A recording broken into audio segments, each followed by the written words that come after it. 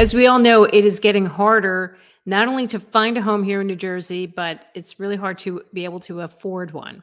Oh my God. Recently, several members of the state assembly have proposed a bill called the Community Wealth Preservation Bill. The point of this bill was to be able to help the average person here in New Jersey purchase a home through a sheriff sale or a foreclosure sale. Now, as we know, when these sheriff sales happen, a lot of the investors step in and, they got the cash, they buy it, they'll rehab the home, turn around, sell it for a higher price, or rent it for a pretty high price. So the hopes with this bill was to allow people to be able to compete against those investors and be able to buy a cheaper home. Sounds really good, but Governor Murphy just vetoed that bill. Oh, come on!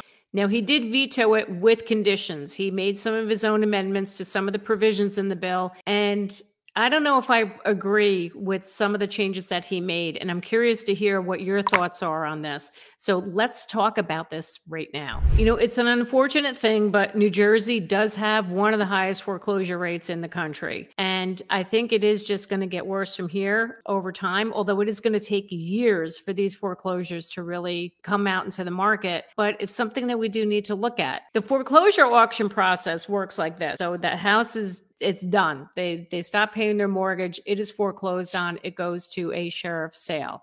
Now, in the sheriff's sale, it's an auction. So you're going to go and put your bids on it. And then who's ever the winning bid, at the time of your winning bid, you had to put 20% down in cash. And then you have 30 days to come up with the remaining balance.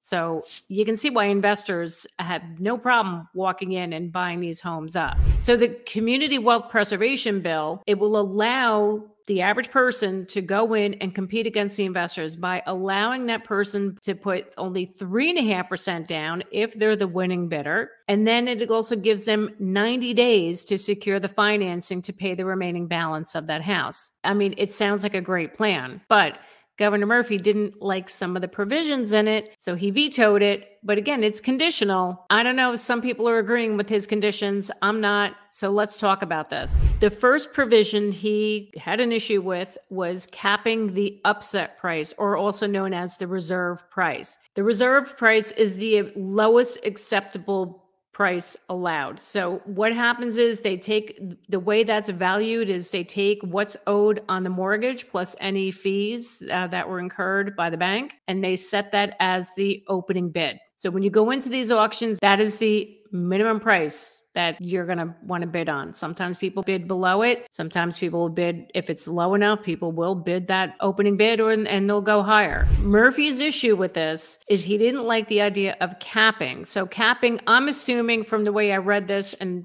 correct me if I'm wrong, that they're capping it to a certain amount, like maybe slightly over what is owed to the bank. And his issue with that is that the banks can take big losses if they cap that price. So when these losses occur, he feels that that's going to hurt people in the long run with being able to get any financing. Because what happens is when you apply for a loan, then the other banks are going to have to take those losses that have occurred in that area. They have to factor in those losses. So that could hurt people with trying to apply for a loan. So if they find that that's, the area suffered a lot of losses, foreclosures and whatnot, that could hurt you. That's his reasoning for that. Okay, I kind of understand that, but let's move on to the next one. There's another provision in this bill where they would like this procedure of putting the 3.5% down, 90 days to secure the financing for the remaining balance.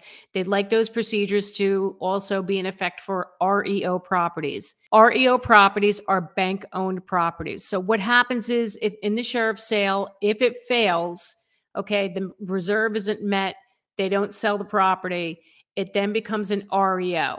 And then the bank takes it back. They'll put it on the open market, either sell it through a real estate agent and put it on multiple listing, or they'll put it out on one of those online auction websites. To me, I think it's a great idea to allow that procedure to, if somebody wants these online sites, I've only put 3.5% down and you have your 90 days to secure the financing. Murphy doesn't like this. He feels that that's redundant and impractical, and he feels it's going to be hard to enforce. Maybe if we can come up with some ways to enforce it, I think this could work. As far as the redundancy, so he's saying that, okay, if it failed during the sheriff's sale auction, those people had their chance to take advantage of that 3.5% in 90 days. They missed it. So now it's on the open market as an REO. So now too bad you can't use that now. So that's taking away another opportunity for people to buy this. Here's the thing. Not everybody follows these sheriff sales. So not everybody's going to know about it. If you bring that out into the open market, you know darn well investors are going to be all over that. So why take that opportunity away from the average person to be able to participate and bid against these investors? I don't like that at all. I think he's taking away another opportunity for people, and it's just, yep, no, wrong. I don't think that should be a condition of his. Explain to me how you feel it's going to be hard to enforce, or, he should propose some ways to how can you enforce this, or the members that created this bill, maybe they're going to have to come up with a way of a better way of how to enforce that on these REO properties. So anyway, that's my thought on this. What do you think about it? Let me know. Drop comments below. I'm so excited to hear what your opinions are about this. Another provision that he had an issue with was for nonprofits. So in this bill, it's saying that nonprofits can participate in this procedure as well, but you have to be in existence for 3 years. Murphy feels it should be open to any nonprofit, whether you've been in existence for 3 years or less. Okay, I see where he's coming from, because he wants to create opportunities for new nonprofits to be formed. Great, wonderful. But who's to say somebody's just not going to start some nonprofit that's maybe not legitimate, or just like a bogus nonprofit, to participate and be able to buy a home that way? I like the idea of that a nonprofit should be in existence for at least 3 years, because there are some nonprofits out there that need a home. I know of a couple of them that are desperately trying to find places to house their organization. And if you allow any nonprofit just to start up and to compete against the other nonprofits who have been looking for places for a long time, that's not flying with me. I don't really like that. So anyway, what do you guys think? Again, drop your comments below. So overall, what do you all think about this bill? Do you think it's a good thing? Do you think it's a bad thing? I think it's a good thing. I mean, this is becoming a major issue here. I'm seeing it constantly, how the affordability is it's getting out of control here, and even finding a home. So if this is a way where we can just, and I hate to say take advantage of these foreclosures. I mean, it's sad that we have these foreclosures happening, but it's creating opportunity for other people to get a home.